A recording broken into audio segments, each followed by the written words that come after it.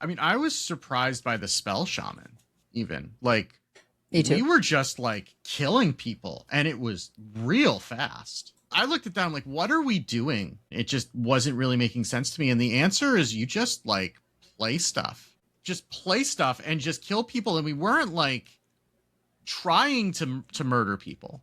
But it was just, like, happening.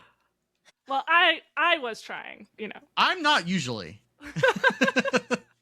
And I was the one with the mouse, by the way. So.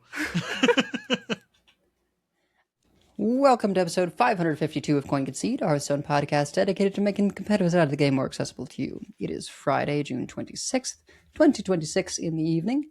Coming to you from Oregon, Ohio, it's me, Edelweiss. From North End, Massachusetts, we have Wicked Good. Hi. From Teldersville, California, we have Megesa. Hello.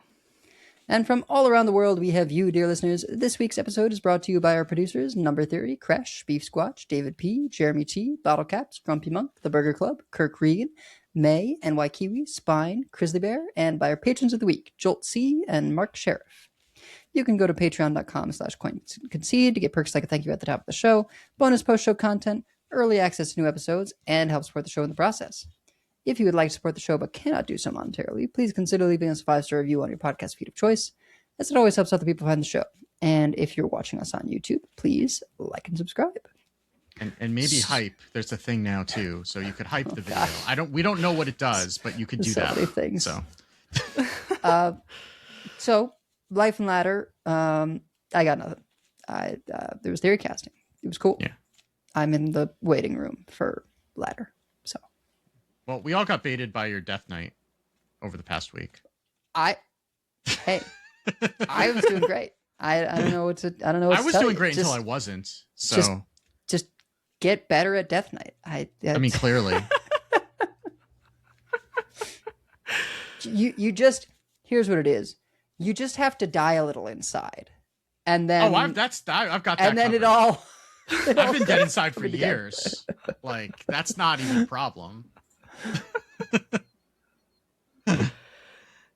Well, I played a few games of it and then was like, well, I was 65% with the Dude Paladin, though, so maybe I should just go back to that.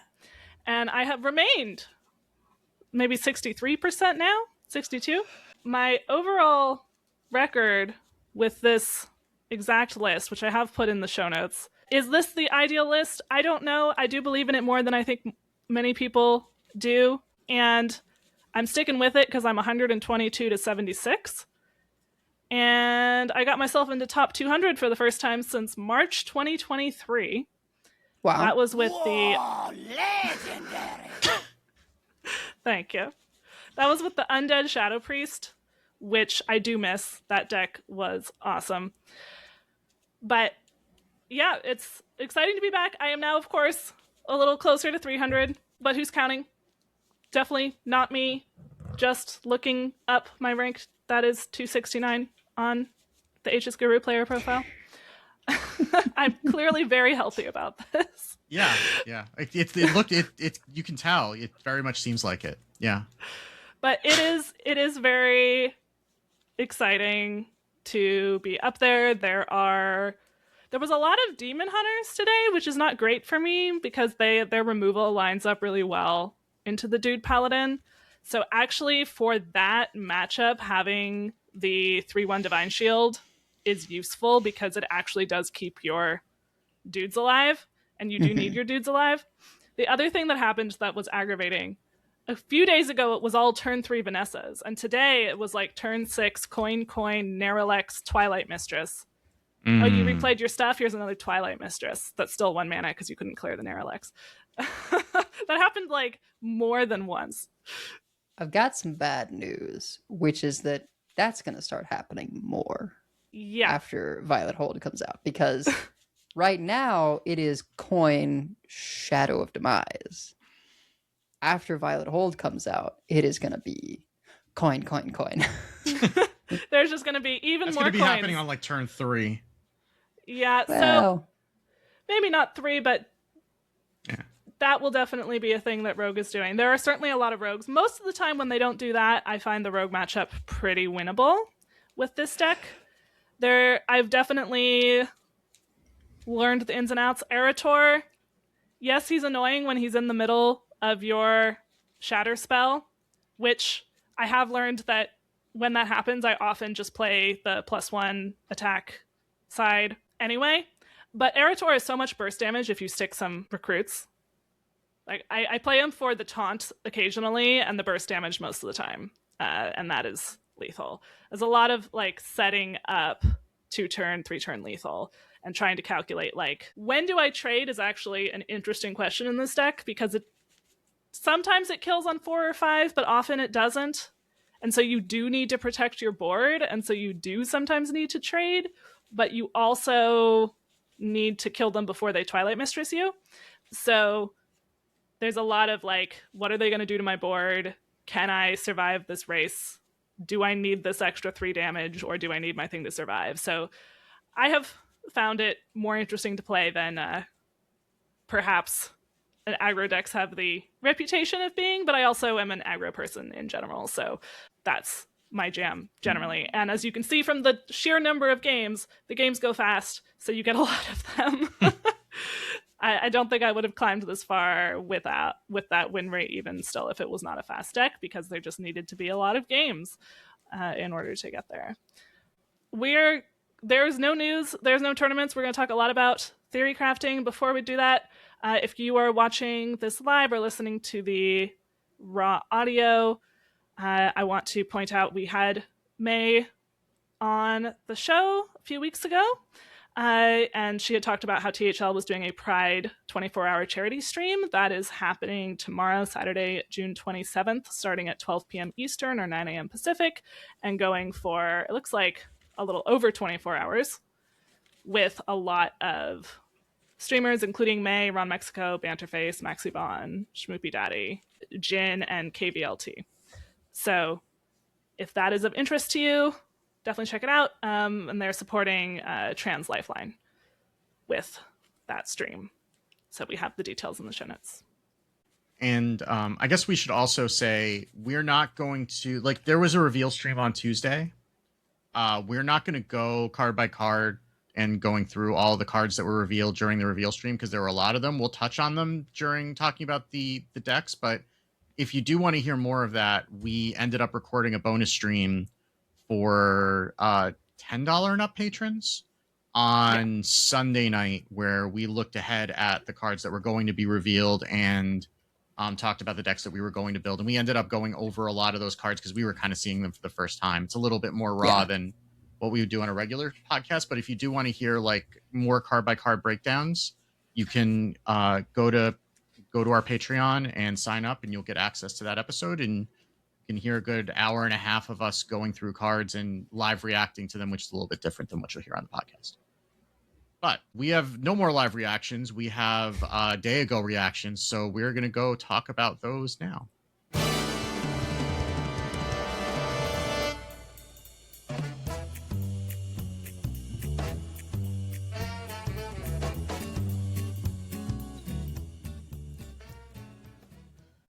All right, so we were very grateful to be able to participate in theory crafting yesterday. As usual, Edelweiss was casting on the main theory casting stream and then joined us later in the evening.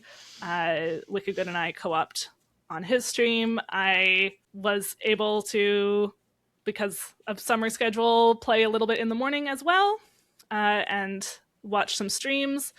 So Edel has definitely seen the most of these, but we've all had a hands-on experience with the cards, and we want to talk about our impressions from theory crafting. Usual disclaimer, theory crafting meta is not the real meta. I think Sottle at some point on the stream was like, this is the one constant of theory crafting, is that it is not the real meta. So things that look broken in theory crafting may or may not actually be on day one, let alone, week 2, etc. I feel like Snake Warlock is the one deck I can think of off the top of my head. There's probably others, but that was... the Excavate Warlock. The Excavate Snake Warlock was busted on day one and in theory crafting, if I remember correctly, and then they nerfed it pretty quickly. I'm sure there are other decks like that. That's the one that comes to mind, but there's also been plenty of decks that looked busted in theory crafting and then like we're fine. Like an expansion or two, there was a warlock that looked busted, and then it was like super fine. Yeah. I think Draenei Priest, right, was pretty good in Theory Crafting, if I remember correctly, and it was very good in the pre-release brawl, and then it, well, you if you listen, you know how many times we said the word Draenei over the past 2 years, so, you know. Maybe let's just start with like what were some of our impressions of standout or favorite decks in Theory Crafting? I guess I would issue a retraction on Aya. I can admit when I was wrong. That probably it's for the best that it's not a starter game, or even a like after 3 turns get your coins transform or whatever.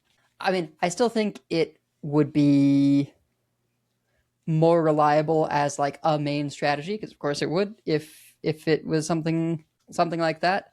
But it seems like it is just good enough as a, hey, sometimes you do this, like alongside other rogue things. Because the number of times where, and I will note, people are putting in Admiral Hooktusk plus it's not go for the throat, but the destroy a legendary minion. Garona's Last Stand, I think. Yeah. That's the one. People are putting that in, and it seems completely worth it, because those power turns where you get a handful of coins and they are upgraded is filthy.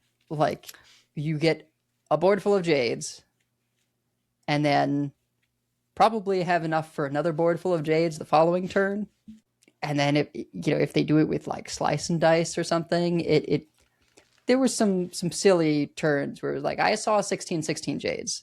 And then similarly for Kazakus potions, a lot of times you're just like, give me damage, give me damage, give me damage, give me the deal 3 damage, right? And if you're playing that many coins, you're bound to get it in there somewhere.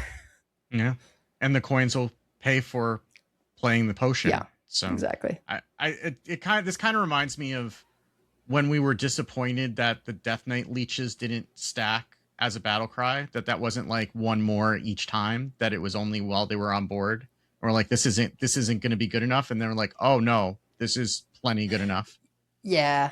Because I remember also wanting the leeches to be permanently upgraded. And yeah. They ended up having to get nerfed. So, yeah. Sometimes, it turns out that when they were doing their internal testing, And I think also this expansion's worth of cards, for Rogue specifically, seems to completely turn around the idea of, oh, you still want to go first. Because there's so many ways to use those coins for Rogue right now that getting a guaranteed coin, even if it means you're going second, is, I think, worth it. Yeah, and I think that, now again, there is... Well, there was a lot of aggro being played, actually. I was about to say there is generally, like, things are a little more forgiving during theory crafting because people are trying out unrefined stuff, and I think that is true. But there was also a lot of people just playing Face Hunter. It did still seem like there was maybe some extra swinginess in some of the decks. And yeah, I got destroyed by Jades in an Aya Rogue, and I also got destroyed by the Kazakus potions continually resummoning 4/5s. Like, they just kept getting their Murloc Homes back for some reason, even though a bunch of smaller stuff had died. There's also a guy with a slingshot, 3-mana 2/2, that I feel like you're just going to keep in the opener every time as Rogue. Battlecry, it, shoots 2 damage at a random enemy and then upgrades for every 2-cost card you've played while it's in your hand. And look, Corpse Tosser or whatever, I've suddenly in the last couple of weeks just gotten really bad at names. The 6-mana thing that spends corpses, Double Frost in DK, right? Like Marrow Manipulator. Yeah. That's a good card, right? And that is, it caps at 5 and you have to spend corpses. This thing, like, there's enough just 2-drops you want to play in Rogue. that you can just sit on it and go about your business until eventually it is at least Marrow Manipulator status, sometimes larger. I was looking at possibly just making I don't think this is going to be the way, but making a deck that's like, yeah, you find that, you play all your 2 costs for as long as you can, and then eventually you play Deos with it, and they just die. Like, and one thing to note about that card that we did see in Theorycrafting and also in the reveal stream, it cares about how much mana you actually paid for the card, not what the card originally costs. So you you can't just prep a 2 mana spell and have that count, but you can prep a 4 mana spell and have that count. It's an interesting way to do it, I think, with a class that is able to do discounts. Like I like that they made it that way. Because on the one hand, it means you actually do have to spend mana, which is probably good, given that it's rogue, but also it means that you can be creative about getting other cards to cost 2 mana.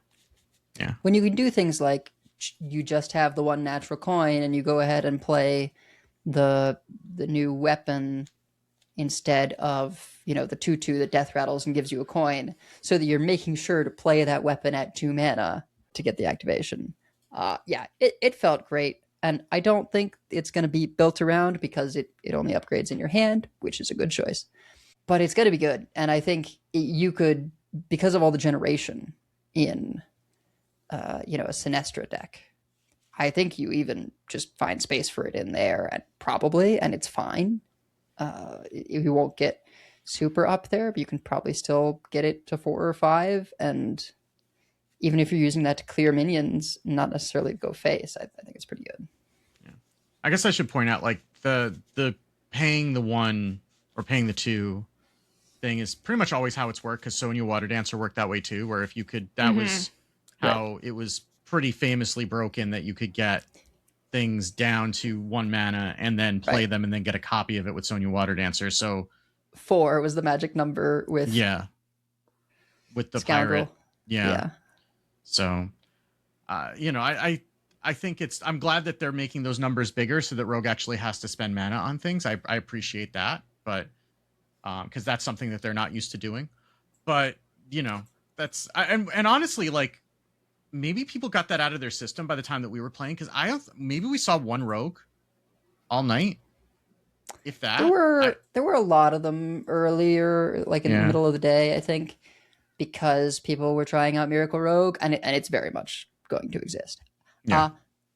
Far fewer auctioneers, I feel like, than I would have expected. I think it's either just something that people need fewer new cards for, or it's just going to take some time for folks to figure out, or it's hard to build a win condition in there. I don't know, but it's also taking a turn off is a real cost, especially in a deck like that. Yeah, although the ability to, like, let's see, if you do turn 4, you prepare, so that it then costs 5 mana. That is cheaper than Auctioneer at 6, right? Yeah, but I mean, that's still, like, there's a difference between, like, taking off, like, turn 2 or turn 3 with Vanessa and taking like turn 4 or turn 5 off with an Auctioneer. Like, that's a big deal when you're taking one of the later turns off that way. Could be mitigated with the amount of coins, but I was going to say, maybe you have so many coins that it doesn't need to be that cheap. I don't know. I think that one theme that I saw was that most of the decks, not all of them, some of them it seems like the sort of tripwire face hunter seemed pretty close to refined. But a lot of things, it was like, it's not necessarily obvious how to build this. And I think that's really cool. It might mean that some things look less powerful in the first few days than they end up being, because it might take a while to refine some of these. So that's also like a disclaimer of week 1. Like, in the first 2 days, there is always a pretty narrow meta of things that seem really strong. And then it might stay that way or it might not, right? Just from historical trends. But there's almost always something that gets figured out first that's just better than everything else, or 2 or 3 things. So, but like, how do you build the Paladin, for example? There's so many different options there. What are we doing in Warlock? What are we doing in DK? Like, there were a number of classes where it felt like there's a package here, but it's not just like a click all the things. Or shaman, there's a lot of options for like the Z minion shaman, for example. Yeah. I mean, I was surprised by the spell shaman, even. Like, Me too. we were just like killing people, and it was real fast. Like, I looked at that, I'm like, what are we doing with the spell shaman? It just wasn't really making sense to me. And the answer is you just like play stuff, and then you play a lot of cheap spells. You turn the spells into minions, and then like Frost Shatter, like I didn't even give that card the time of the day when it was revealed, but like because it reads a lot worse than it is when you don't have the hero power. And like all of those cards get so much better when they cost 2 less. So like Frost Shatter, 5 mana frost spell, freeze an enemy, draw 2 cards, cast 3 spells to turn into a minion. That is trivial if you're building the deck right, because you're just running a bunch of like 1 and 2 cost spells, even like a Static Shock and Thunderquake to get more Static Shocks, and you just get there. And then this is 3 mana, freeze an enemy, draw 2. Oh, and it's a 5/5. Like, excuse me? And we would just play stuff and just kill people, and we weren't like trying to murder people, but it was just like happening. Well, I was trying, I'm not usually. And I was the one with the mouse, by the way. So I had also forgotten that the weapon Tiny Pal, which is very good. Yes. I forgot that one of the modes was get a random battle cry minion. It costs 2 less. Which costs 4 less with the hero power. Exactly. We saw someone play a 2 mana Ultraxian, and we were just like, wait, I'm sorry. How is that allowed? Like, what? You played that and you have more stuff you can do? Excuse me? Yeah. So, it can be somewhat reliant on the minions that you're able to generate, since you can't naturally run any. But yeah, I was surprised both that this seemed to be the kind of shaman that more people were playing, and that it was performing so well, because my money was on the other kind of shaman, the Z deck, right? Doubling battle cries, and the ability to basically do a herald shaman where you make sure that you reserve the doubling for your herald cards, and then use the other slots for either just like tempo elemental kind of things, being able to like double Alakir or something like that, right? Or double Ultraxian specifically to get a super discounted Deathwing. There's definitely sacrifices in terms of like card draw, and so I think there will be some figuring out like what you're going to use for card draw. But yeah, that's sort of how I expected things to play out, was like that would be the main thing people do, not the spell deck. Yeah.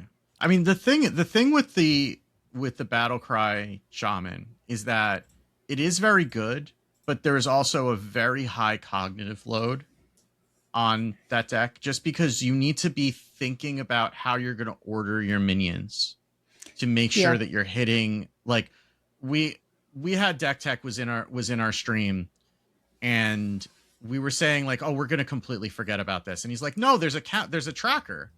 And like, we knew the tracker was there, and we still blew past and just played the wrong minion as the 5th one. And I said to him, like, I'm glad you guys built this tracker. It is really good and really helpful. And I am going to forget that it is there about 75% of the time. To be fair, we did do a lot better in the next game. We did. Actually didn't even play it with Heralds because we were trying out a different list, although the Heralds definitely does seem good. We had tried this kind of like dragon/elemental thing that community member Glacier had put together. They also put together a Herald one. We just didn't end up having time for it. Yeah, we've done enough heralding. We wanted to play dragons.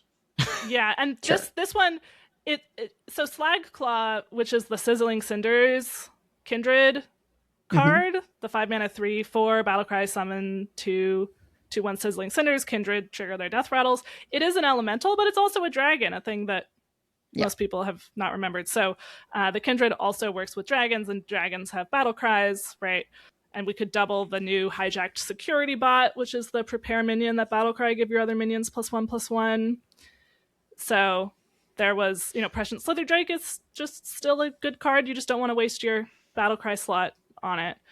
I think there's definitely options here. Oh, Getaway Hog Driver was in that deck too, and that seemed real good. Yeah, especially if you could double it.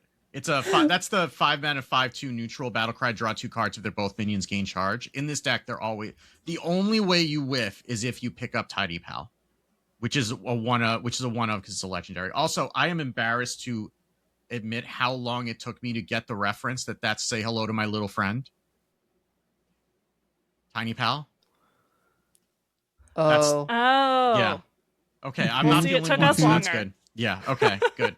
I realized that today. I'm like, oh, that's actually clever, and I'm embarrassed that it took me that long to get the reference. But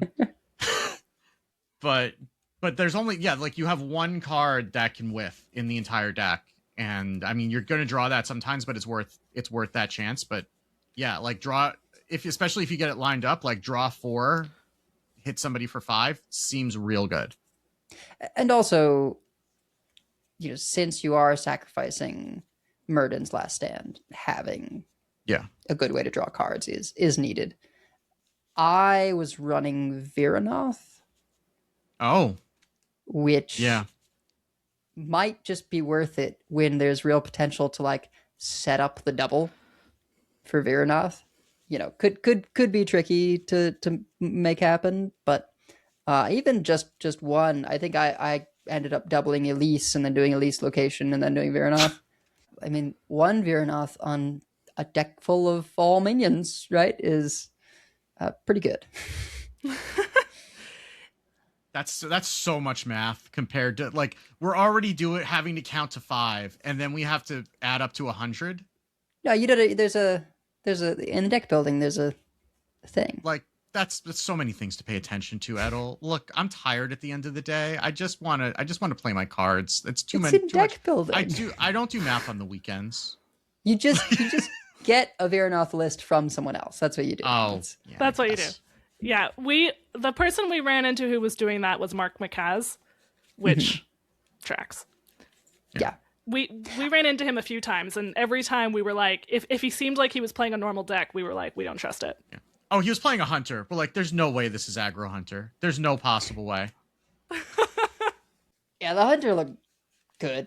There's just going to be some variation of still, face Hunter with Confront the Tol'vir, and then just Arcane Tripwire and possibly the other Tripwire as well, the one that summons 5-drops. It looks much better than I expected. In Theorycrafting. I hadn't even included it in mine, but actually when I saw it was against pretty good. me, I was like, oh, I should have. Yeah. Yeah, I mean, just the fact that Smuggled Shovel costs 1, and so if you get one of them, it's coming back and Confront the Tol'vir. If you get a second one, the second one in Tol'vir will break the first one. Yeah. So you could end up just immediately drawing some of the shuffled in spells. And Arcane Tripwire is just 1,000,000 damage. And I was definitely upset when we saw the third Confront the Trollvier because they played Ratcatcher before one of them, and that was disturbing. That's tough. Yep. Yeah, I think there's going to be a divergence away from the Sands of Time, Tame Pet lists, and more towards just no, I want the cards in my own deck because we just want to draw into these shuffled in spells. Yeah, I had gotten, I think, a little too cute with the Arcane Tripwire and the Death Rattle synergy. It's definitely one where having the draw is important, but Confront the Tol'vir, if you find it, of course, is a bunch of draw. I will also say, I don't know if this is because this is not how Arcane Missiles works, but with the Arcane Tripwire, if you had spell damage out and then you played an Arcane Tripwire or triggered one, it would not only... So normally it deals 5 damage split among all enemies. Mm-hmm. It would not only deal 6, but each of them did 2. So it was just 12. That sounds like a bug. Yeah. That sounds like a bug. Because that's not how Arcane Missiles works. Yeah. Usually it's like an either or thing. Yeah. But there's greater Arcane Missiles, which worked that way. Yeah, because it's dealing 3x times or something. Right. And so it would deal 4 3 times, but it would not deal 4 4 times. Right. Yeah. Those are two different numbers that get upgraded by different things. Or not, as the case may be. Yeah, that was probably a bug because I would imagine it would work like Arcane Missiles. So don't get too excited on that. But that did win me a game. There was an extremely frustrating bug, which is perhaps part of why Rogue was not as prevalent later on. Map was just not giving you the second card. So like I would map, play the thing out of the map, and then not be able to pick a second card. And it's much worse as a 2-mana tracking. So, and there also is, so one thing that we want to clarify, we had talked a little bit about with the skeleton key, does that count as damage dealt by a spell, right? Because you're discovering a spell and you can re-roll, but each time you re-roll, you have a 20% chance to deal 5 damage to yourself. So the question was, can you just re-roll until you've done 10 damage to yourself and then play the Spellweaver's 6/6 dragon for free, right? Because that is a 10-mana card that costs 1 less for each damage a spell has done this turn. So in Theorycrafting, that was how it worked, but we were asked to not do that because when the expansion actually goes live, it will not work that way. So you will not be able to get 2 turn 1 6/6s on one just by hitting reroll as fast as you can until you damage yourself 10. I was so excited for that. I was like, oh, this is Mage's time.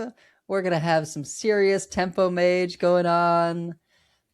It is for the best because even if that didn't happen every game, like there's a real possibility that like 30% of your games you would get 1 6/6 on turn 1, right? If you're just keeping the key and then digging for Arcane Brilliance.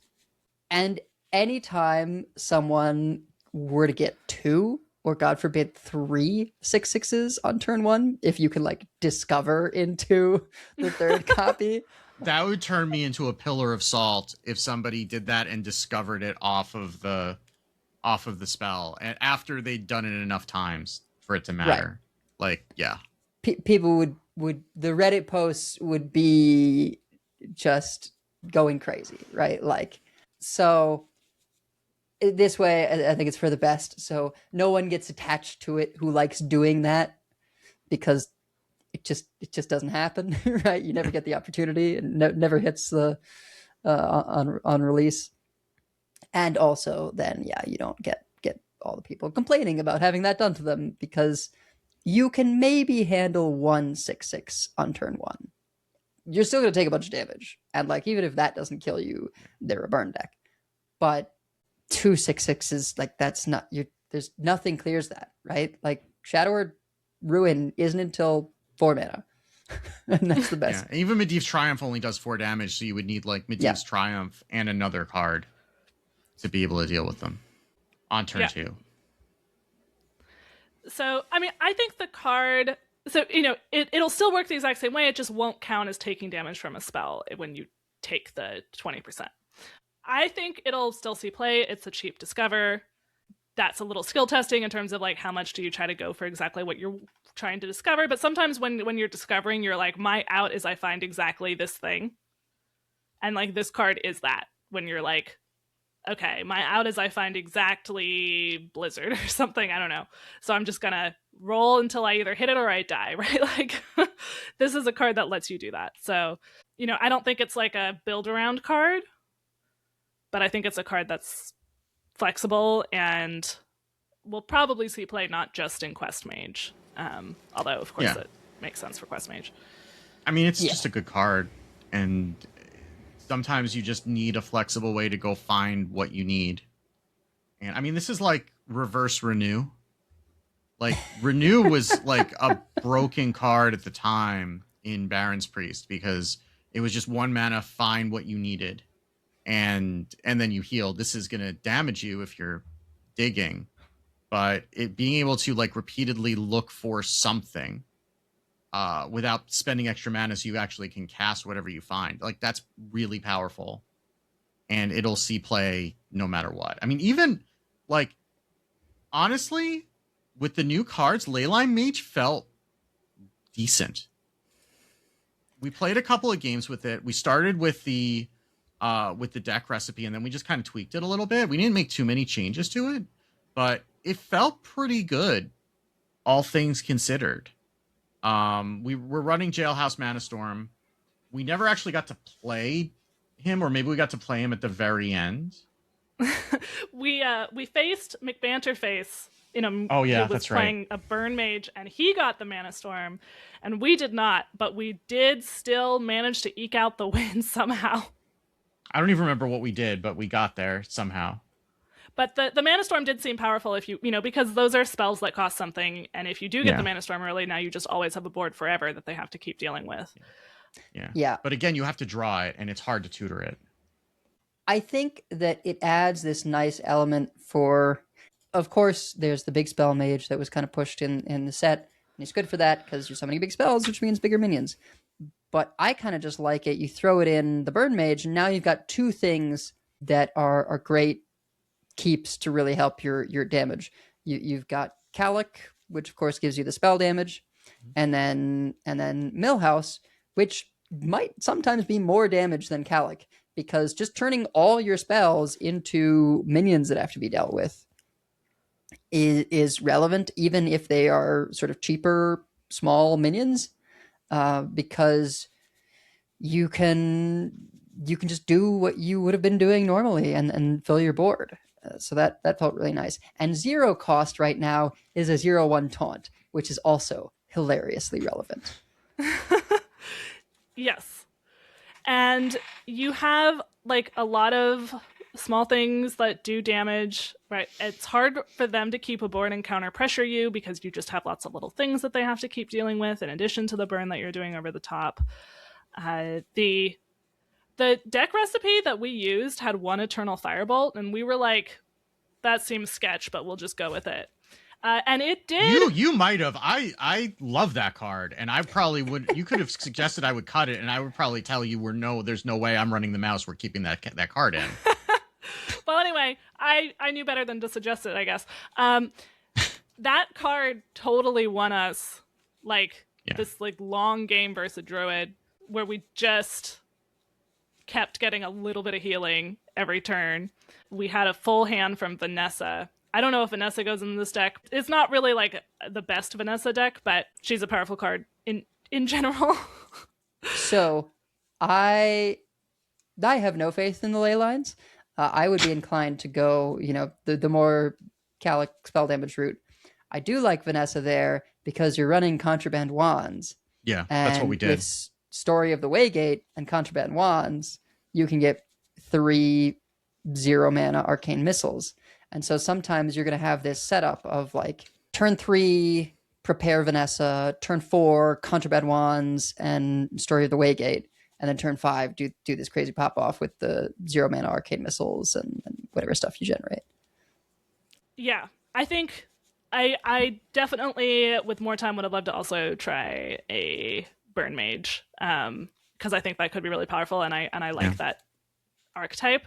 What did you think of the Trixie Improviser? I will admit I had no faith in this card, but it definitely seemed better than I had expected when I saw it in Theorycrafting. I don't know if it makes the cut, but if we're already doing Prepare, then we can throw in Jailbird maybe. Right. I think it really depends on how much of a balance you're doing of like minions versus spells. It was nice to have to sort of meet that 10 card threshold for Theorycrafting with Improviser and Jailbird. I feel like it's one of the first cards I would cut. I do think it's solid, and particularly if later on there's more secret synergy. Like, it's a totally respectable card. Uh, but the thing about prepare is like there is kind of an issue with density, right? You can only skip so many turns. Right. And so when it comes down to like, okay, what do I prepare Vanessa or do I prepare the improviser? And because I had the spell damage one as well. You can find lots of situations where if you don't necessarily need to prepare down to 0, you're just like, I'm gonna be floating some mana here, so I'll prepare. Largely, I think I'm interested in other stuff. We'll see how it pans out. I'm sure there will be some lists that use it and some that don't. Yeah, it's not like central to any synergies or stuff like that, which makes it also easier to cut. I did underestimate it, I suppose I will say. Whether it makes the cut, I don't know. I think we underestimated Cold Snap too. Cold Snap felt really good. Like we were originally going to cut that, and then we played it like, oh no, like this is actually sick. Because having 1 mana to be able to freeze something, and then the frost spells are generally good, and like getting a cryo sleep or getting, I mean, sometimes we did get. I think there was one time that we got like, I don't know, the 7 mana spell that like freezes something and makes 2 water elementals, but for the most part, the frost spells that we were getting were generally pretty good, and just being able 1 mana freeze a giant thing saved us a couple of times. There was one game versus Druid, and we'll talk about Druid in a second. They had a 10-22 or 10-24 or whatever Draco Rex. Yep. And we needed a board and also to not be hit for 10. So we just kept freezing it for like 3 turns in a row. It must have been very annoying for our opponent. That did win us the game. That and other things. But we kept managing to keep it in place. You would think that like a dragon would be able to just warm himself up out of that, but you know. So. Yeah, I am curious what the druid looks like on release, like whether you'll keep all these attack based things. It certainly is powerful, the effect of I just skip the mid game and jump to 10 mana. And Azara's Triumph is the perfect payoff, right? Like just a lot of minions that are that expensive, if you double their stats, regardless of anything else they do, it's just you can only deal with so many of those. Yeah. There's also the 2-drop that like I think it's available to Druid. I don't remember if it's a neutral or maybe it is a Druid card where that discovers 2 beasts and then puts them on the bottom of your deck with +3/+3. That is a Druid card. Yeah. Yes. I do like that one for the deck. Especially when you're playing, when you're playing cards that can draw up, like there are still also the things that can draw off the bottom of the deck. Right. We haven't used them in a while, or the ones that like flip your deck over or whatever. Like we haven't really needed them in a while because there hasn't been a deck that's been abusing that. But if we're putting things on the bottom of our deck, there might be a need. There might be, some value in being able to draw off the bottom of the deck and just get a big thing and get it into play as soon as you hit 6 mana or 6. So when you go above 5 mana to 10, right? Right. We didn't have it here. There's the get a random playable spell that might kind of make sense for here, but it's not guaranteed to be big, I suppose. But there are things that are definitely good here, such as probably MVP is Moss Binding. Yeah. That's the summon 2 1/2 golems, spend all your mana to give them +1/+1 for each mana spent. So you can just have a couple of 9/10s on 6. And then 2 more on 7.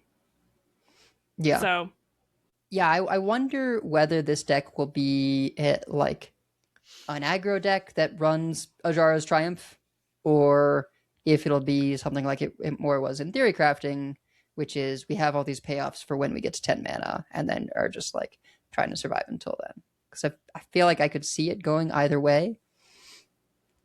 Yeah, that's true. And in Theorycrafting, partly because like that's the fun thing to do for Theorycrafting, and also you need 10 new cards. Like people played it a lot with draw cards until you and try to find like Azara's Triumph and maybe have a little bit of attack synergy and stuff like that until you can get your Moss Bindings going.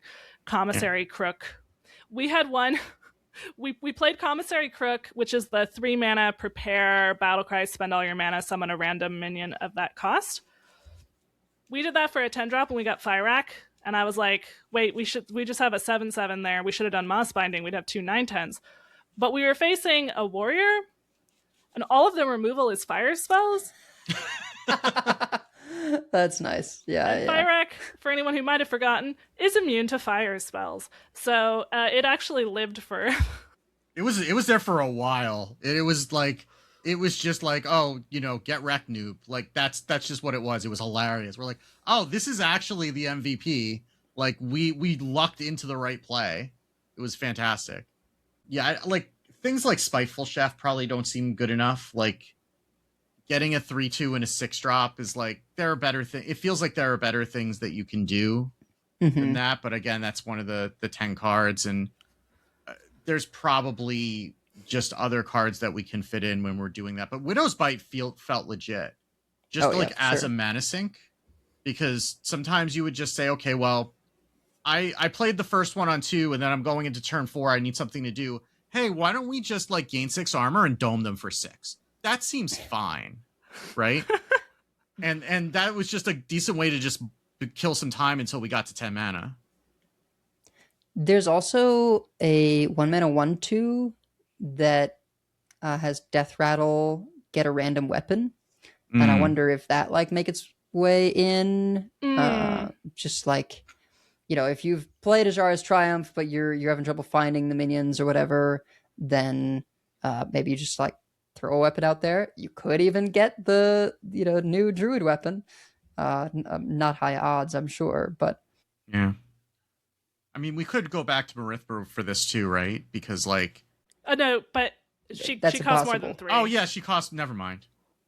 Yeah. But, yeah, they figured that one out. Yeah, that's true. That's why we don't record on Friday nights. But I guess theoretically, if you're running enough dragons, you could run what's it face, like the 2-drop that discovers a dragon if you're holding a dragon to try to find it. Another Spite Historian. That could be an angle. You go like dragons plus Azara's Triumph, and then you've got Historian to maybe get bigger dragons. Yeah, because you got like Carrier Whelp, you've got Petal Peddler, you've got the 3-drop that refreshes 2 crystals. You have a decent number of decent dragons at below at 3 mana or below that you could probably get away with. I mean, you could even run like Brightwing and the elusive one if you really needed to.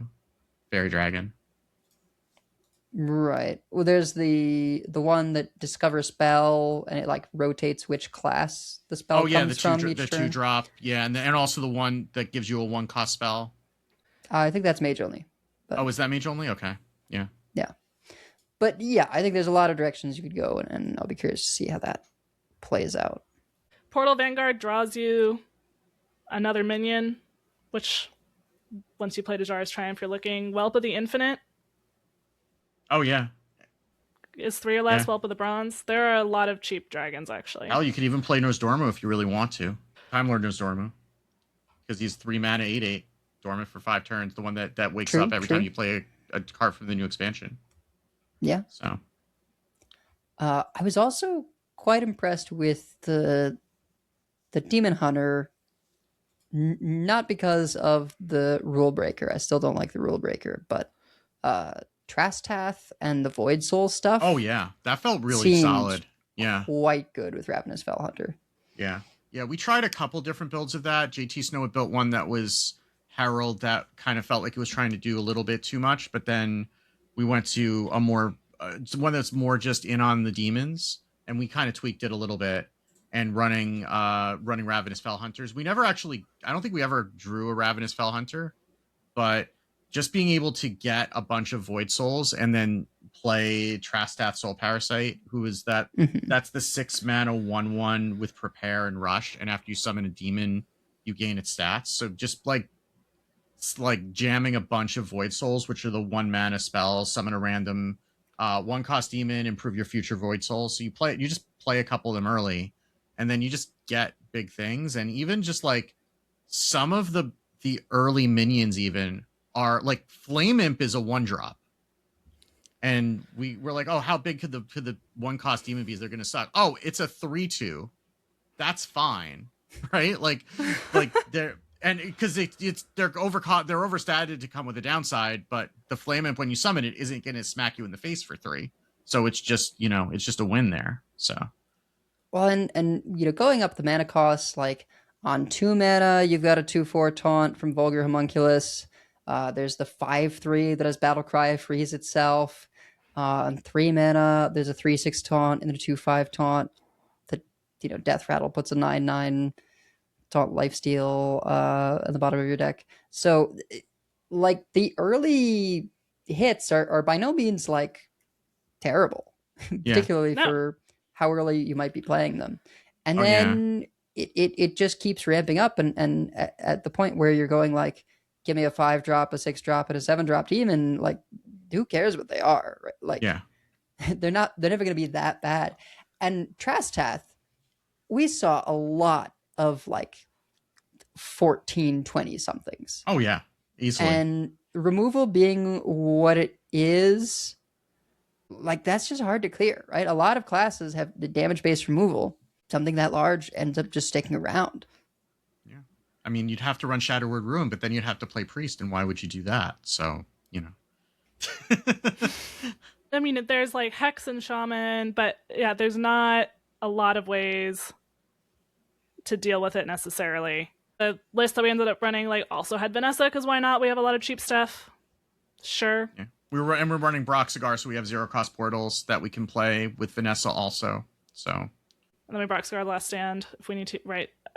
All of that stuff, Infestation, blah, blah, blah. And then, yeah, Ravenous Fellhunter can get us more if we need it.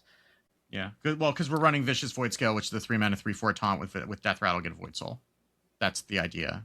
In case that's not clear, because that was one of the cards that was revealed later. So that's what we're trying to do. Is just get a whole bunch of Void Souls off of that, and then the Ravenous Fellhunter, it dies, it gives you 2 of them, then you get more Void Souls. Yeah, so that all kind of works together, and it felt pretty good. I mean, the demons got big quick. I mean, one of the games we summoned on 3, we summoned the 3/6 taunt that is supposed to discard a card, but it doesn't when you summon it. And like, oh, okay, so we just have a 3-mana 3/6 taunt. That's fantastic. You would put that in your deck.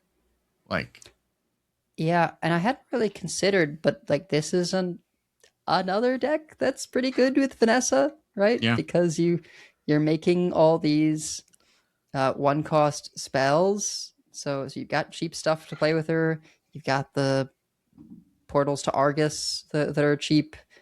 Like there's just a lot of stuff that you can play on a Vanessa turn, and then it just gives you more threats, right? Yeah. There's maybe even a build where you play Auctioneer in there, and then because they're all spells. Yeah, maybe. I feel like draw is not a problem that Demon Hunter has, but it's certainly a possibility. Like Broxigar's Last Stand sometimes is just. Oh yeah, that card is bananas. I guess maybe less so in this one because you're not running the Outcast thing that makes a bunch of 2/1s with immune or whatever. Yeah. But you still have portals. You still have just, your opponents are going to have like one health things. Like there's just stuff that it kills and draws cards off of. It's generally still fine. Yeah. But Wicked, how was Thief Priest? Oh God. Do we have to talk about it? We don't have to. We can be brief. Okay. If you can't say anything nice, let's not say anything at all. We'll move on. We did win our first game, Yes. but that was mostly because of Soothsayer, which is the new 7-mana 6/6 prepare taunt death rattle, restore 6 health to your hero, summon a random 6-cost minion. So you prepare that on 3. Yeah, that card's legit.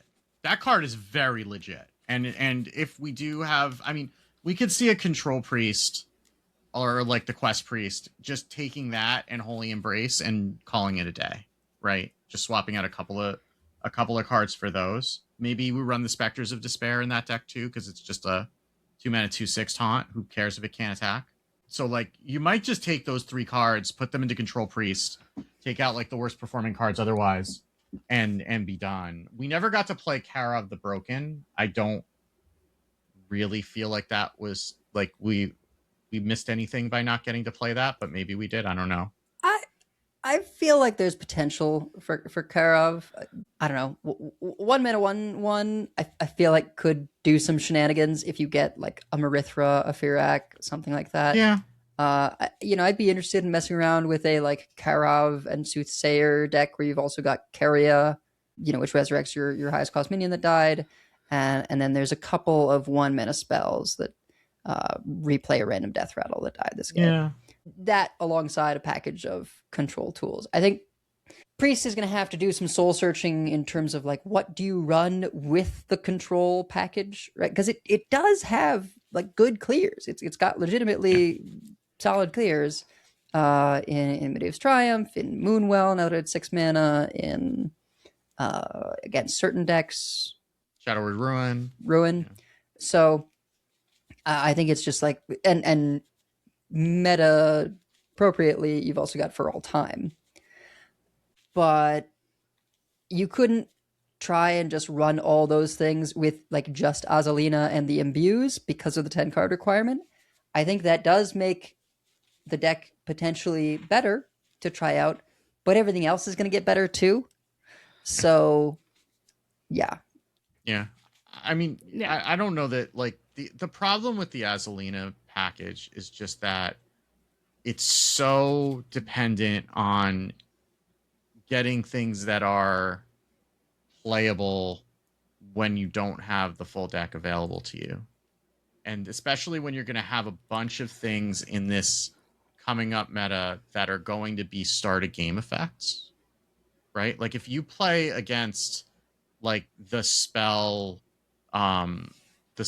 shaman, you're just at such a disadvantage. Like you can do some of that stuff, but like if you have to pay 5 for the freeze spell at once it's a minion and they're paying 3 for it, right? It's just and you have a bunch of minions in your deck because you're not built that way. Like a lot of these decks are just going to be built in a way that they're taking advantage of some sort of either a start a game effect or one single battle cry that you may not get access to. And it's just when that happens, it's not good enough. There's no discount on any of these things to make it worthwhile. And you're also increasing your deck size on top of it.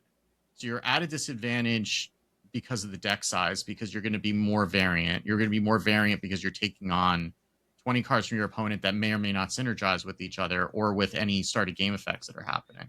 I mean, you could get the started game effect if it's in your deck, but you're not always going to get it. I don't know. It felt really, really clunky, and there's not a lot of room in the 20 cards to make it less clunky, given that you have to pay you pretty much have to play the payoffs along with it, which takes up a bunch of your card slots on top of it. I think if Azalina was a standalone card that said copy 20 cards from your opponent, they cost 1 less. And then there's no payoffs, right? And that was a standalone card. That was the only thing that was Thief Priest, and everything else was just other priest stuff that had nothing to do with stealing from your opponent. It might even be playable just with no payoffs, but the fact that you have to dedicate these other cards just to make up for the fact that you have these cards that are in your deck that you didn't put there. I went in with an open mind, and it just and I went in like, I'm gonna just be full chaos. We're gonna put all the imbue stuff in, we're gonna put all the payoffs in, we're just gonna roll with the punches. And the first game it worked, and the second game and it's like, okay, well maybe this is fine. The second game it's just like it just stood still. I mean, I don't think you do run Enthralled Shade. And Unshackled Soul is meta dependent. Enthralled Shade is the death rattle, reduce the cost of cards in your hand that were copied from your opponent by 1. And Unshackled Soul is the 5 mana shadow spell, destroy a minion. If you played a copy of an opponent's card while holding this costs 1. Like, I think that's meta dependent. And I think the Enthralled Shade, like we keep the Minesweeper, right? That does 2 damage to all enemy minions, probably. I mean, I think you keep Unshackled Soul before you keep Minesweeper, to be honest with you, just because like 2 damage to all enemy minions after having played a copy of an opponent's card that you don't know how much it's going to cost, that's going to be more meta dependent than just blow up a thing, right? For 1. For Hunter, it's good. But yeah, I suppose it does depend on what you're facing. Yeah.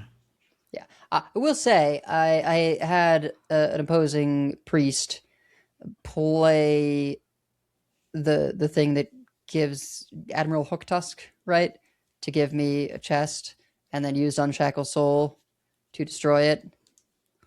Yeah. And they played Aya, and they filled their board with Jades, and I had not drawn my Aya. I did not win that game. I mean, it's gonna high roll. It sure is gonna high roll, and that's gonna kind of cover it up. But like, also, I don't think I realized. And I was very angry when we realized that Enthralled Shade is a death rattle and not a battle cry.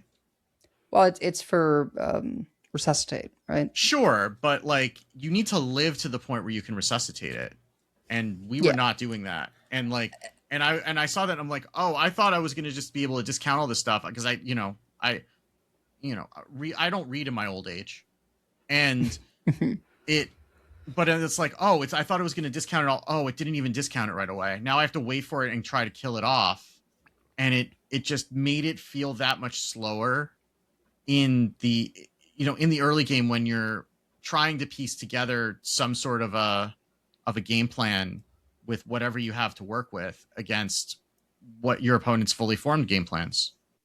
It felt really kind of slow. I think the other reason it's a death rattle, and I don't necessarily disagree with like how it feels in general, is that 1 mana spell that replays death rattles. Sure. So that you can then discount a later hand more easily. And also, if this said hand in deck, that would be a hell of a lot better. That would maybe be too good. It might be too good, but I think you can make it. You can err on the side of making this too good, given where I don't want to overreact based on theory crafting, but like almost everything we played felt good except for this. Yeah, I am holding judgment until I see the list that runs like no other new cards and is just Azalina, Imbue, board clears. And that's the deck. Yeah. I think, you do Quest for Medivh's Triumph. I think that might have potential just because we've hit the point where the Priest Imbue is pretty good, right? Sure. Yeah. That's what I thought. I thought the Priest Imbue could carry it. I legitimately did. And I think it just, you get so hard by the 10 card requirement for theory crafting. And I think once you can put those good board clears in, then it becomes like I have control tools to deal with what you're doing. And then I can kill you with your own win condition. I feel like that's the intent. There's been extremely polarizing reactions to this one because I have only seen this card is absolute trash and this card is insane and I can't wait to play it. Like, that is all I have seen about this card. So, and there were people in the theory crafting server who were like, yeah, I'm scared of this thing. Like, so, not everybody had the same reaction that we had. I agree that I felt a little bit like I had been I am feeling less positive about it than I was originally, and I wasn't necessarily feeling super positive to begin with. I'll want to see what happens when it doesn't have the 10 card requirement, but I think it's more likely if we have a priest with a higher win rate, it's going to be a controlled priest that adds a couple new cards. Yeah, that's more likely. I mean, this Thief Priest felt like Leyline, like first draft Leyline Mage to me. Mm-hmm. That's what it felt like. Well, tell you a different control deck that does seem like it didn't necessarily perform exceptionally well in theory crafting, but I do feel like it felt like, well, someone's going to figure this out, and that's Handlock. Oh, yeah. Because that effect feels super smooth, and like once you get it rolling where like you've gotten to the 10 cards, so when you're drawing for turn, you're burning the top card and it's going into that pool. And then, your Unseen Atlas costs 0. And you just sort of have this pool of stuff that you're constantly filling with cards that you've burned. It felt super smooth. Caged Cranium is nuts as a defensive tool. 3 mana, 3/1 Taunt, Battlecry, gain +1 health for each card in your hand. Spire of Solitude. Spire of Solitude was busted good. Yeah. That was so good. That's the 5 mana location with 2 durability. Summon a demon with stats equal to your hand size. It attacks a random enemy minion. Like, that is the new Forge location. That was just great. Yeah. Well, in the Forge location, that just can it just works by itself. You don't even need another minion on board for it to work. Like, you needed the what was it, the 4/8 can't attack or whatever the hell it was Right. set up before it in order to be able to use the forge location. This is just like, hey, do you have cards in your hand? Do you have 5 mana? Play this. You're going to make a 10/10 or a 9/9, and probably, well, really, realistically, probably a 10/10 because something's going to fill up the slot that this took by the time you play it. So you're going to play a 10/10. It's going to go kill something, and then you're still going to have a giant minion left over. Like it. There were a couple times where we're like, okay, well, we need to draw this now because we're dead. And all of a sudden, we were very not dead. Yeah, we had a game versus May where this was MVP for sure. Yeah. Shadow Rounds is exceptional. I do wonder if we may be running Thalnos just for Shadow Rounds, because being able to turn that 2 into a 3, right, makes it just a really powerful board clear. That's the 2 mana shadow spell, deal 2 damage to an enemy minion. If it dies, cast this on another random enemy minion. The fact that you can direct the first one is very important. Yes. Very important, yes. But yeah, I mean, so that's phenomenal. Rafam Ladder, playable now. You like kind of couldn't play Rafam Ladder before because you would have hand space issues. But now you can just play it on 4 and then play your Spire on 5. It just feels much more clean. I feel like we're not going to do Morag things. I feel like Morag is its own deck. Yeah, Morag, we just never had time to play him, and so by the time we had time to play him, we had drawn all our demons. And we kind of didn't need him. Like, it wasn't even so much that we didn't have time to play. We didn't have time to play him because we didn't need to. That was kind of the other thing. Like, we would have had to take a turn off to prepare him, and like we just had other stuff to do. So we never really prepared him, which meant we didn't play him. I think we played him once at the end of the game. And it's like, okay, whatever. But we already had everything that we needed, so we didn't really need him to be out there. And I think Morag, like you actually don't want to necessarily be drawing a ton of cards and sending them to the void space because you want to recruit them from your deck. Yeah. So, there may be a Morag Big Demons deck, but I actually don't think it overlaps with this handlock package. I think we're going to see Rafam handlock. Sure, fine. That sounds good. Maybe you throw like the Herald location in there and the life gain Herald minion just for stuff, right? Like that location's card draw. It means you can run Deathwing, which is another board clear. I still don't think you run Shogal, but I mean, you can't burn the Rafams, which is a big plus. It's a huge deal. So then you just have to worry about the paladins that are running 10 Dirty Rats. I mean, if you have 10 cards in your hand, right, you're going to have other minions. Like, there's at least going to be like some percent chance that they're going to whiff, right? It's not like when you're down to like, okay, well, I've used up everything and I've got like 2 cards left in hand. Like, you're not going to have 2 cards left in hand. You're going to have like 9 or 10 cards, and then they're just going to have to hit it, and they're not always going to. Yeah, and they're only going to actually have 2 or 3 of those Dirty Rats because they're going to recruit the other ones out. Yeah. Yeah. We run Cho'Gall if and only if we need it for the mirror, because it does totally mess up the mirror. Yeah, potentially. Yeah. Then it's like neither of us is winning with Rafams. We're winning some other way in that particular matchup. But also maybe it's not worth the card slot.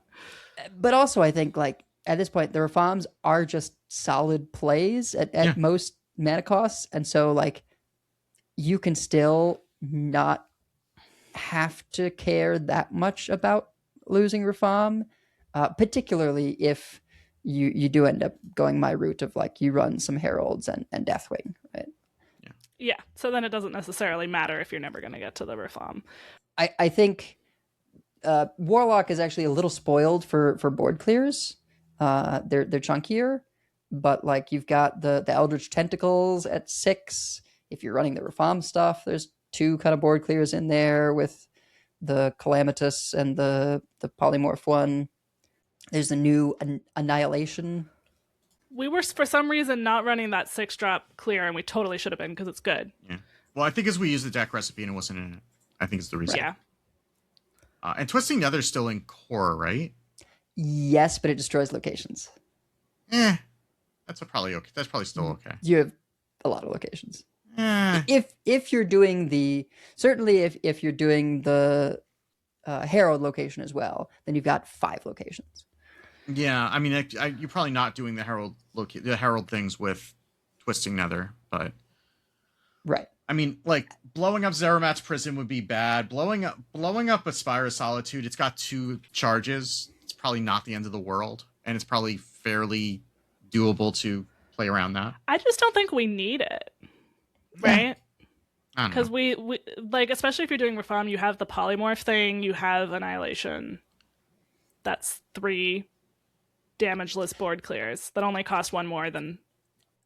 I think Wicked, you run Twisting Nether if Medivh Priest is still a thing. Yes, yeah.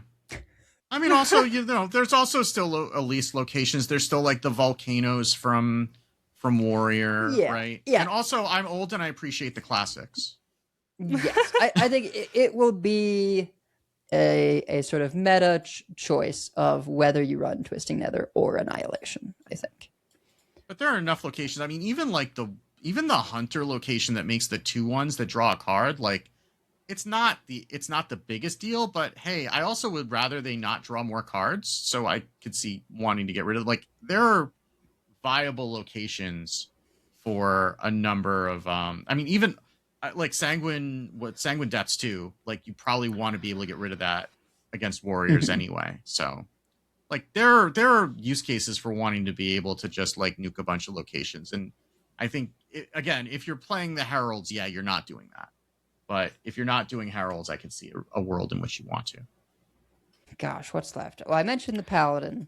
I mean, I think we can do Paladin kind of quickly. Yeah. The Dirty Rats feels like there's maybe something there. I don't think we messed around with it too much, but I saw it played, and recruiting 2/6s turns out pretty good. We should probably before we go into that, Commander Beatrix is the rule breaker for Paladin, which is a 5-mana 5/6 taunt. When building your deck, pick a 2-cost minion. 10 copies join your deck. So there's a bunch of things you can do here. Dirty Rat is a choice that you can make. If you're doing the pure Paladin, which there's a bunch of other things around that, then there's Scarlet Bruiser, which is a 2-mana 2/2 Death Rattle. If your deck has no neutral cards, get a random Paladin card. It costs 2 less. The other very fun thing that you can do is Captured Archmage, which is the 3-mana 2/2 2-drop with Death Rattle. If you had 4 other Captured Archmages die this game, cast Fireball at a random enemy, and then you have... It's a 2-mana 3/2. 2-mana 3/2, yeah. And part of how this works is, so like in deck building, Commander Beatrix has like she opens up like ETC. She's got an ETC slot, yeah. And you slot 1 2-drop in there, and then that becomes 10 cards when you actually play. They're not added to your deck as a start of game effect. They just are in your deck. Yeah. But you can't like add a couple more on top of it. You have 10 Archmages or Dirty Rats or Scarlet Bruisers, not 12. There was a bug in the deck builder online where you could put 11 in because you could add an extra one not in Beatrix. If that's still there, that's not how it's supposed to be. So keep that in mind if you're building those. But yeah, I mean, we had talked in the bonus episode about how excited we were on this because there's just so many options and there's so many cards that go with it. Like Reinforcement Aura is a huge one, 3-mana holy spell. At the end of your turn, summon a minion from your deck that costs 2 or less, lasts 3 turns. And you don't necessarily have to not have anything else that costs 2 mana because it is still more likely to pull things that you have more copies of. Unless you're me. Yes, except for when we just only pulled Treasure Guilds. But most of the time, it's not like a Discover where it treats all things with the same name as one thing. It treats all cards with the same name as an individual card that has a chance to be pulled. So it is more likely to pull something that you have more of. Scarlet Recruiter, 5-mana 4/4 Battlecry, summon 2 minions from your deck that cost 2 or less and give them Rush. Which is good if they happen to have a Death Rattle. Yeah, that's helpful for the Archmage. We didn't use the one that gives you copies of minions that died this game because if you only draw that at the beginning, it's a problem. Like, draw is an issue with these because they're not like cast when drawn cards, right? Like, if you can recruit them out, then they're not in your deck. But early on, like, you have a lot of 2-drops in your draws. But like the Archmage with like Umbra can just kill people. Scarlet Bruiser is just a ton of value. Kind of like holy spells that are 3 less from the end of turn thing is really good.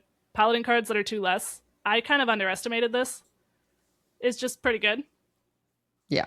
But yeah, Dirty Rats is just a bunch of recruited 2/6 taunts early on. Importantly, the Pure Paladin is not a Vanessa deck because she is not a Paladin card. So yes, you will have a lot of cheap things. Do not put Vanessa in that deck. Or if you're us, don't put what was it, Portal Vanguard in your Pure Paladin, and then be surprised that you don't get anything out of the Scarlet Bruisers. And we in an environment where we were not allowed to concede. By the way, I know. We couldn't shame Concede, and they were playing something slow. Yeah. And it took so long for us to die. You know what you do get access to though? Truth Seeker. Right? If you've built properly and all your pure stuff works. 7 mana, 3/3 weapon after your hero attacks, give your paladin minions +2/+2. That thing is just a truck. Like, even if you're only buffing a couple minions, it's +4/+4. If you throw out a Vigilant Sentry, if 3, 4, 5 taunts, like, I don't know, that thing seemed very, very good. I was doing just Gelbin, pure Aura Paladin, and randomly generated a 1 cost of the double end of turn effects aura. Throw that with an Azdormu, and you're cooking. I mean, it just it felt solid. And you don't get Gelbin as often, but when you do, like, you're more likely to hit a bunch of auras because you've got this larger deck size. So I don't know if it'll be that or if it'll be more go wide. I did also try the buff your paladin, your Silverhand recruits attack one. And let me tell you, I hit someone with 18-4 Silverhands. Oh, yeah. Because I played Arator and they were 9/2s. Yeah. Our Arator is already sometimes a truck. Like, speaking of, +4/+4, it can be a lot more. Yep. I'll have to try that, certainly with my Dude Paladin success at the moment. How do you feel about Judgment? Judgment is the 6 mana holy spell. Prepare, choose a friendly minion, set all minion stats equal to that minion's. Yeah, Judgment I think is going to be in a lot of Paladins for a long time. I mean, even if you don't prepare it, I feel like sometimes you don't want to prepare it, so you don't give them the information because it's the only prepare card you're running. It's the only one you can run. In a Pure Paladin, yeah. Yeah, even maybe in not one, it might be the only one you're running. But it just has such flexibility in either you make a bunch of your opponent's stuff small, it will always give you trades, right? Because your stuff will be the same size as their stuff. And so it gives you the ability to punch through anything. It also means if their board is empty, you can just kill them sometimes. Or right? if they don't have taunts. I mean, even if they have stuff on board, because we did that where we played Judgment on something and they had a board, but they didn't have taunts. And we just killed them.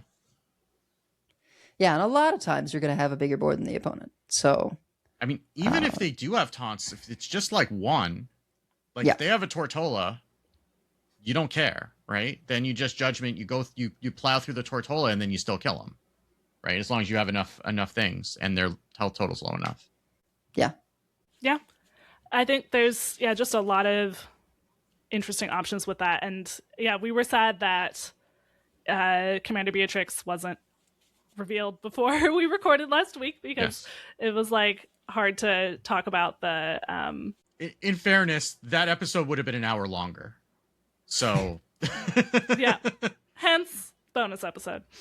I had put Vama Lumi. I didn't actually get to play it, but I put Vama in my Archmage, or I guess this is Edelweiss's Archmage, or this was like a group effort Archmage, I think. I don't remember who it was. I gave Edel credit. I figured it was a weird build. Edel's probably responsible, at least partially. So I was also partially responsible for this one, I think. But Vama was there so that you could kill off the board and your Archmages all at once, and then they would all go face. Unless they're a Paladin, I guess, and then you're just sad. That is a weird thing about that card. The ceiling on that is high if there's a very slow meta, or there's just enough slow decks. You can run Deos and Ysera and Umbra and just like do a lot of fireballs. If you happen to just like not quite get there. So depending on the meta, that might be there. Because it is true that like with the Archmage Paladin, if they have a board and your fireballs don't go face, then you're just kind of SOL. Like you just you're out of luck. And that was different than something like the Scarlet Bruisers, where you just have like value for days. So Right. Yeah, the Archmage deck, you really, really need the card draw.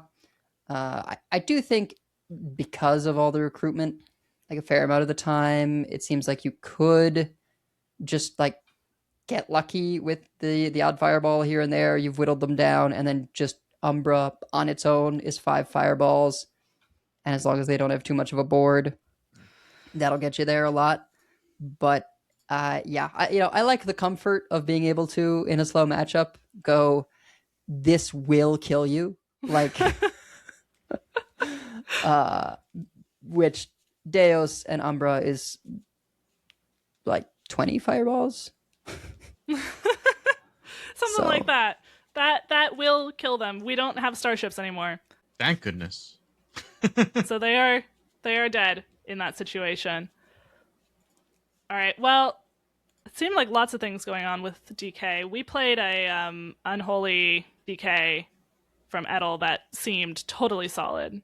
Yeah, DK definitely, if you're trying to do the rule breaker, it suffers from the issue of what if you don't find her? If you are built specifically around spending your corpses on a 3 corpse hero power to give stuff +3 attack, you want that rather quickly. And we just saw a lot of games where, I mean, one person who was literally the bottom card. Oh no.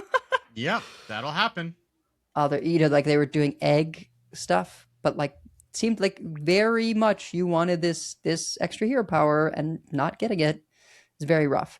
Maybe you can build a deck where you have no other corpse spenders and then you use Falric to tutor.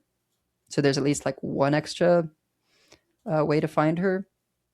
People might figure it out, but it seems like it might just suffer from the, if you are actually building around this and like this is your game plan, what if you don't draw her? Because like Aya, it turns out there's just good stuff going on in Rogue that even if you don't find Aya, it's fine. But for the DK building around that, it's tough. However, there's a lot of just good unholy cards. And so I said, what if Grave Strength? And seem to be rewarded here. Bone Flurry is just fireball amounts of damage. There's a bunch of instances where you just set their only minion down to 1 health and Bone Flurry, and it like kills it off and goes face with the rest. Yeah, or you just like run a ghoul in, and yeah, that's fine too. Tower of Ghouls, yeah, it just solves so many problems. It gives you the corpses you need to just always have enough. It's really good with Talanji's Last Stand. I mean, we were all doing that together, where it was like, okay, so we run the Tower of Ghouls in, and we attack with Corpse Cannon, and from a board that only had Tower of Ghouls in play, you now have 4 minions to play Talanji's Last Stand, 3 of which will just die and immediately summon 4-drops. So that felt pretty good. Yeah, that was quite the turn. That was revealed in the reveal stream, right? We should probably read what Tower of Ghouls is, which is a 4 mana 2/7 undead. After this minion takes damage, summon 2 1/1 frail ghouls, which conjures the image of whacking into the Tower of Ghouls and the ones on the top falling down and landing on the ground. So good. Yeah. And then the Corpse Cannon weapon is a 2 mana 1/3 weapon that you swing with it and you get one of those frail ghouls. Yeah. So lots of ability to just get out little charge minions, right? So, and then if you are needing draw, you've got really excellent options in Remnant of Rage, which people are familiar with, had it a while, and Sawbones, which Sawbones I think is probably the prepare card that like you least need to prepare. Yeah, so Sawbones is a 6 mana 6/4 prepared battle cry. Destroy all your other minions, draw a card, and refresh a mana for each one destroyed. This is easily like 4 to 6 every time you play it. Yeah. And if you're paying the full 6 mana, that means you got your 6 mana back. So I think it really is just I was going to float mana, but instead I'll prepare Sawbones kind of thing. It really doesn't feel like you ever would need to like spend 5 mana preparing it, unless your board's just full and you have nothing better to do. Which happens, but yeah. It does happen. But yeah, even if you just top deck it, right? If you haven't prepared it at all, if you've got a Tower of Ghouls board like that, there's so many setups that you can do to just play it. It refreshes the mana, and now you can do stuff with what you just drew. Or, if you have prepared it to reduce it a bunch, that gives you the opportunity to play stuff if you didn't have stuff to then destroy and refresh and do the whole thing. So, yeah. Unholy Decay seems It felt very good. Yeah. All right. Last but not least, Warrior. We played, as usual, as is tradition, an Enzo special in Rage Warrior. And we had some good games with that.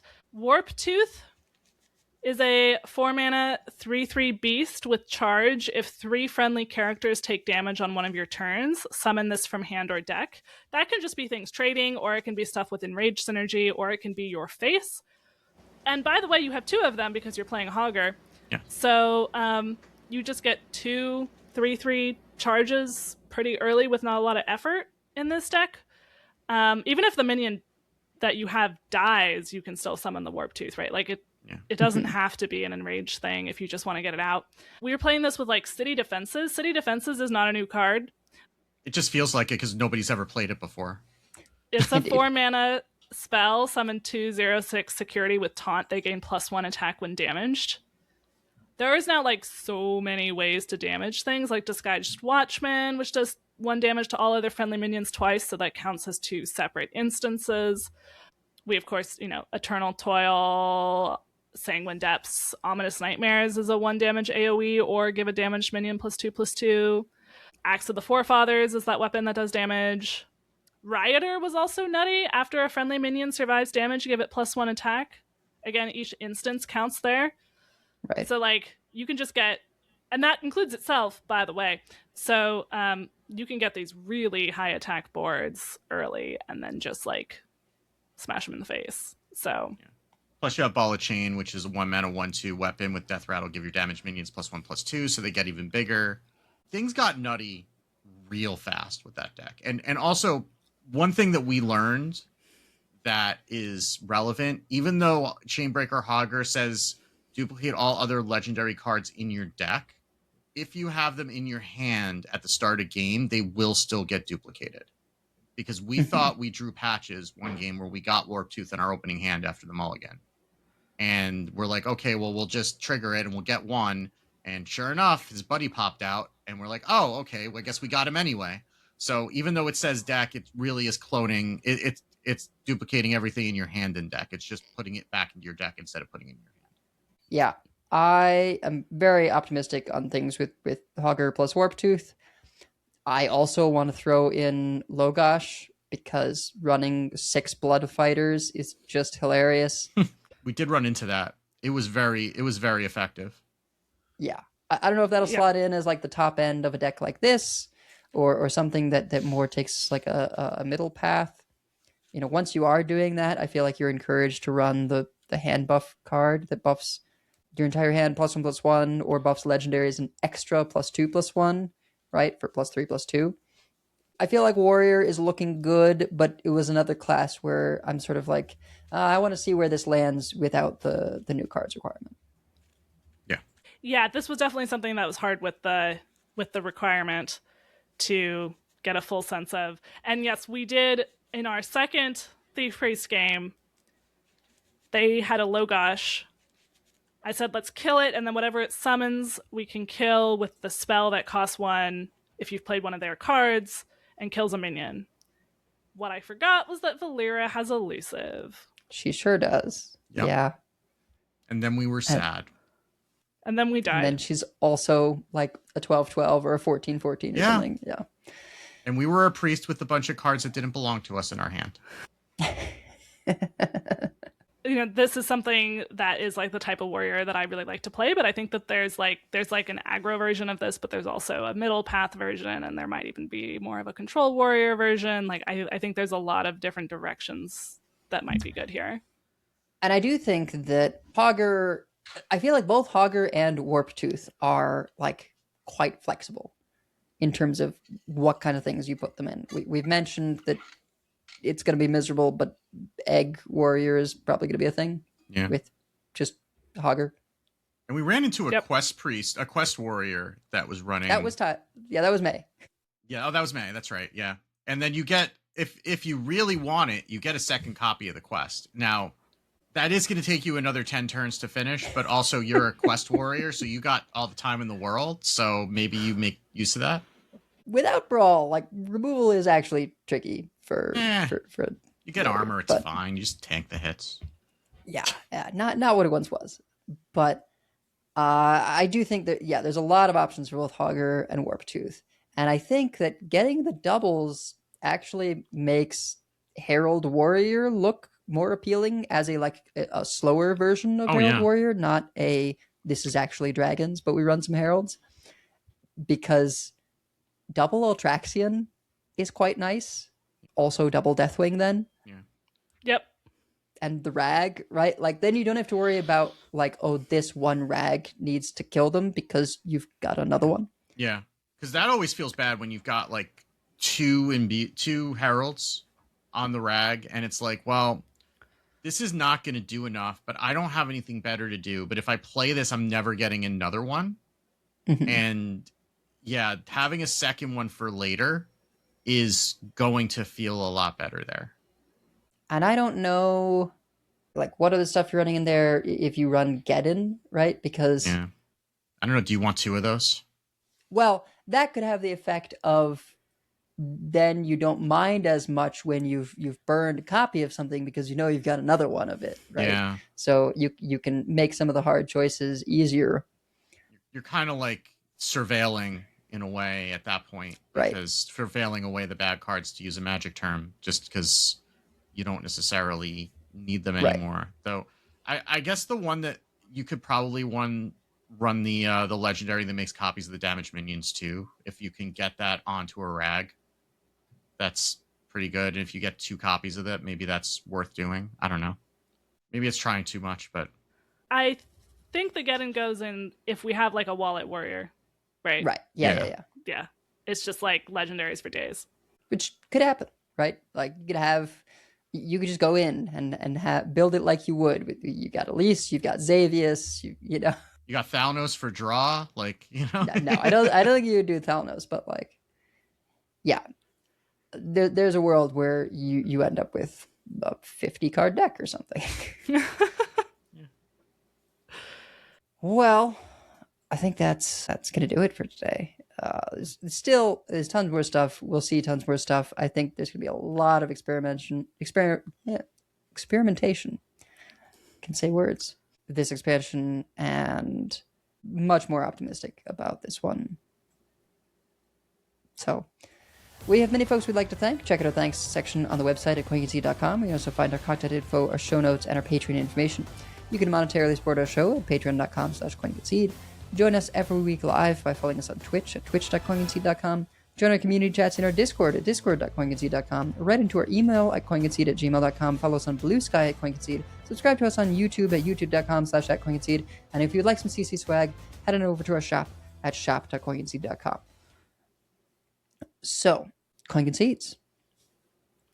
Well, I think from all of us, thank you again to Blizzard for the opportunity to participate in theory crafting as a caster or just as people playing. It's an incredible opportunity to get a hands-on experience with the new cards and then bring that to you through the podcast and streams and so on. So we don't take that for granted. We really appreciate it.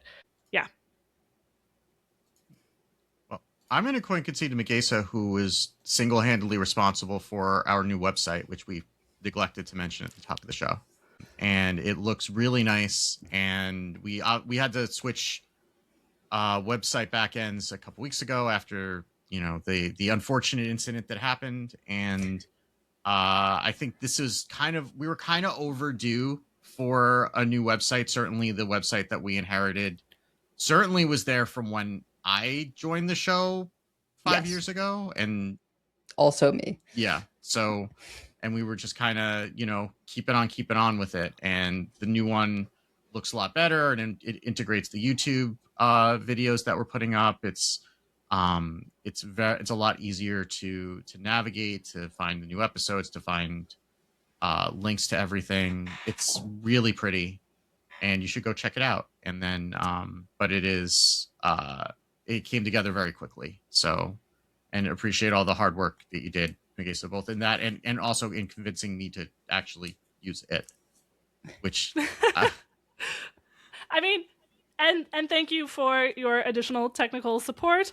And yeah, I'm even like, it gives me an opportunity to have like collections of episodes. So there's like the all episodes tab, but then you can look at like evergreen or guest ones, or if we have, we could put together just like ones for new expansions or stuff like that. So I definitely went into a deep dive rabbit hole, edited all the little text a little bit, set up the host page, which we did have before, but now it looks spiffy. Sometimes you take lemons and you make lemonade, and then if you're me, you realize that I had better... I was like, okay, after we record on Friday, I have to lock in, because I have 2 reports on clients that I've been working with, plus a presentation about it due in 2 weeks. So at least that's 2 weeks and not 1 week. Yay. But if I can get it done this week, then I'll have it done before the expansion launches. And then I can not worry about it again. So I have to lock in for 1 week, write these reports.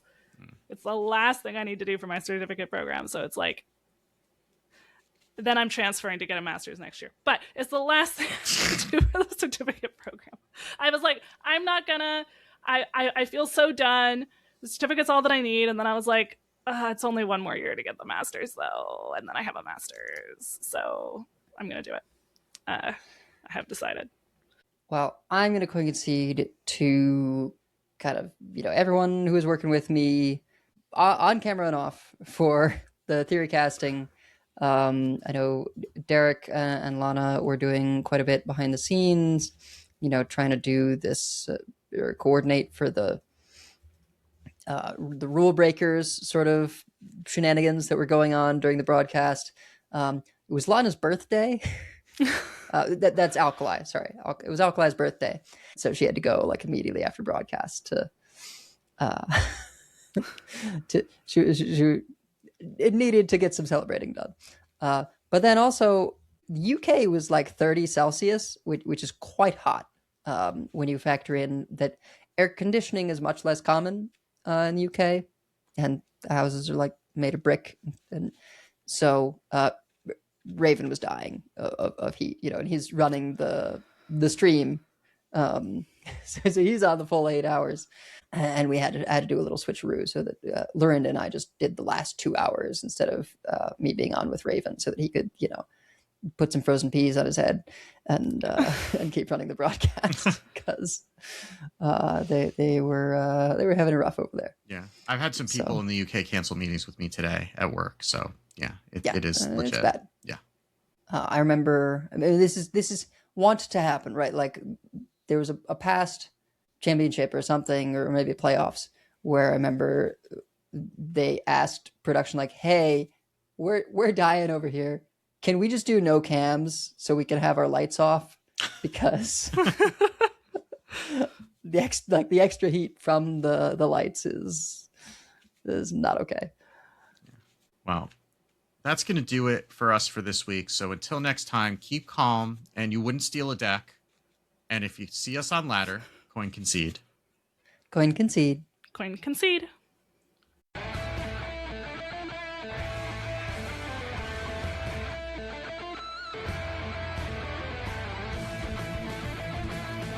All life must end. I yield for now.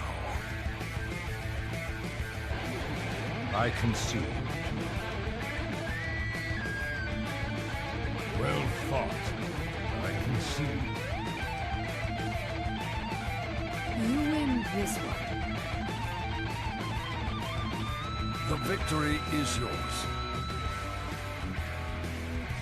You have bested me. I give up. You win this one, friend. You win this time. I choose death.